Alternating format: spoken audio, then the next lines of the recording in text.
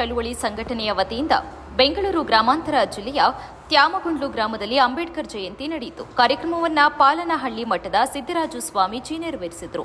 ಮುಖ್ಯ ಅತಿಥಿಗಳಾಗಿ ಭಾಗವಹಿಸಿದ ಕರ್ನಾಟಕ ರಾಜ್ಯ ಅಹಿಂದ ರೈತ ಸಂಘದ ಮಹಿಳಾ ಘಟಕದ ರಾಜ್ಯಾಧ್ಯಕ್ಷರಾದ ಉಮಾಕ್ಷಿಗೌಡ ಮಾತನಾಡಿ, ಡಾಕ್ಟರ್ ಬಿಆರ್ ಅಂಬೇಡ್ಕರ್ ಅವರು ಈ ದೇಶದ ಸಂವಿಧಾನವನ್ನು ರಚಿಸುವ ಮೂಲಕ ಪ್ರತಿಯೊಂದು ಸಮಾಜದ ಹೆಣ್ಣು ಮಕ್ಕಳಿಗೆ ಸಮಾನ ಹಕ್ಕನ್ನು ಕಲ್ಪಿಸಿಕೊಟ್ಟಿದ್ದಾರೆ. ಈ ದೇಶದಲ್ಲಿ ಪ್ರತಿಯೊಬ್ಬರು ಸಮಾನರು ಎಂಬ ಸಂದೇಶವನ್ನು ಕೊಟ್ಟಿದ್ದಾರೆ. ಪ್ರತಿಯೊಬ್ಬರು ಈ ದೇಶದ ಸಂವಿಧಾನವನ್ನು ಗೌರವಿಸುವ ಮೂಲಕ ಡಾಕ್ಟರ್ ಬಿಆರ್ ಅಂಬೇಡ್ಕರ್ ಅವರಿಗೆ ಗೌರವ ಸಲ್ಲಿಸಬೇಕು ಎಂದರು. ಸೋದರರಿಗೂ ವೇದಿಕೆ ಮುಂಭಾಗದಲ್ಲಿ ಆಸನರಾಗಿರುವ ನನ್ನೆಲ್ಲ ಸೋದರಿಗೆ ಜೈ ಭೀಮ್ ಹೇಳುತ್ತಾ ನಾನು ಎರಡು ಮಾತು ಮಾತಾಡ್ತೀನಿ. ನನಗೆ ಅಷ್ಟೊಂದು ಮಾತಾಡೋಕ್ಕೆ ಬರೋಲ್ಲ, ಮಾತಾಡ್ತಾ ಇದ್ದೀನಿ. ನಾವು ಇವತ್ತು ಒಂದು ಹಸಿರು ಶಾಲಾಕ್ಕೆ ತಿರುಗಾಡ್ತಾ ಇದ್ದೀವಿ, ಒಂದು ನೀಲಿ ಶಾಲಾಕ್ಕೆ ತಿರುಗಾಡ್ತಾ ಇದ್ದೀವಿ. ಹೆಣ್ಮಕ್ಳು ಯಾವ ಟೈಮಾಗಾದರೂ ತಿರುಗಾಡ್ತಾ ಇದ್ದೀವಿ ಅಂತ ಅಂದರೆ ನಮಗೆ ಕೊಟ್ಟಿರೋದು ಅಂಬೇಡ್ಕರ್ ಕೊಟ್ಟಿರೋ ಭಿಕ್ಷೆ ಅಂತ ಹೇಳ್ತಾ ಇದ್ದೀವಿ.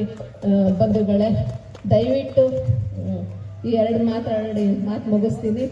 ನನ್ನನ್ನು ಈ ಒಂದು ವೇದಿಕೆಗೆ ಅಂಜನಪ್ಪ ಸರ್ ನನ್ನನ್ನು ಕರೆದಿದ್ದಾರೆ.